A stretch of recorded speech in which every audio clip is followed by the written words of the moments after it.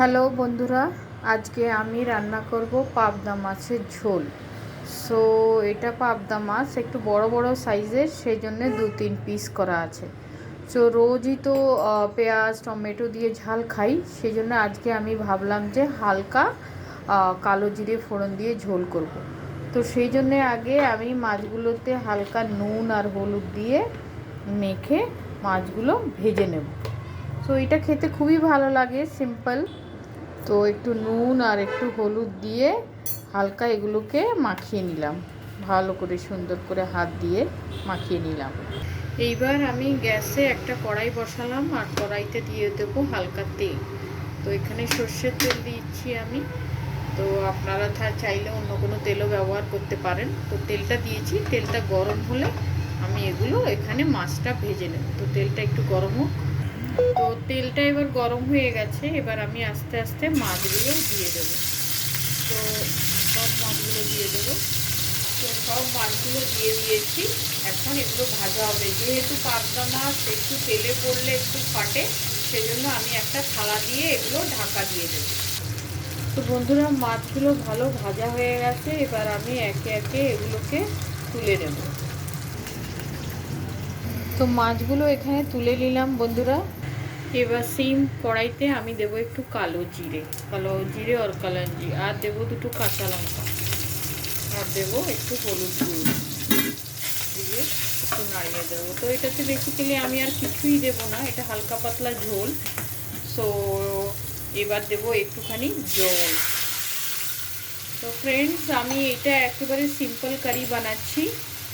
কোনো তেল তো আছে, কিন্তু কোনো মশলা নেই, শুধু কালো জিরে আর কাঁচা লঙ্কা। তো সব সময় আমরা তো রিচ টমেটো পেঁয়াজ শস্য দিয়ে বাটা দিয়ে মাছ রান্না করে খাই। তো এইভাবে হালকা পাতলা ঝোল করে মাঝে মধ্যে খেলেও ভালো লাগে। এইবার আমি এইভাবে রেখে দেবো এখানে কয়েকক্ষণ, যতক্ষণ না জলটা একটু বয়েল হয়। তো একটা থালা দিয়ে আমি এটা ঢাকা দিয়ে রেখে দেবো। তো থালা দিয়ে ঢাকা দিয়ে রেখে দিলাম। জলটা বয়েল হয়ে গেলে আমি মাছগুলো দেবো কড়াইতে। ঢাকাটা উল্টে দেখে নেব, মাছ জলটা সুন্দর বয়েল হয়ে গেছে। এইবার এখানে আমি একে একে মাছগুলো দিয়ে দেব।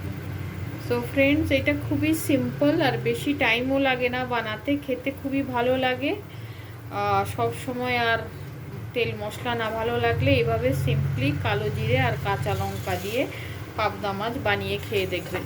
তো এইভাবে ট্যাংরা মাছও করা যায়। আমরা এরকম হালকা পাতলা ঝোল করি ট্যাংরা মাছেরও, খুবই ভালো লাগে, আর কিছুই দিতে হয় না। এবার আমি দেবো এখানে সামান্য নুন। তো আমি দিয়ে দিলাম স্বাদ মতো নুন। তো এটা পিঙ্ক সল্ট, আমরা পিঙ্ক সল্ট ইউজ করি, তো পিঙ্ক সল্ট দিলাম। হয়ে গেল রান্না। এবার ঢেকে দেব আরও 2 মিনিট, ভালো করে যেন নুনটা যেন মাছের ভিতরে ভালো করে যায়। এভাবে আমি ঢেকে দেব আর আরও 2 মিনিট রান্না হতে দেব। তো এবার ঢাকাটা তুলে নেব। তো ফ্রেন্ডস দেখুন, এই পাবদা মাছের পাতলা ঝোল রেডি। এবার আমি গ্যাসটা সুইচ অফ করে দেবো। সো এটা বানিয়ে দেখবেন, খুবই সিম্পল, বেশি টাইমও লাগে না আর খেতেও খুব ভালো লাগে। তো আজকে তাহলে এই পর্যন্তই। প্লিজ তোমরা এটা ঘরে বানাবে আর বলবে কেমন হয়েছে খেতে। গরম ভাতের সাথে খেতে খুবই ভালো লাগে। তো আজকের মতো এখানেই, সবাই ভালো থাকবে, সুস্থ থাকবে।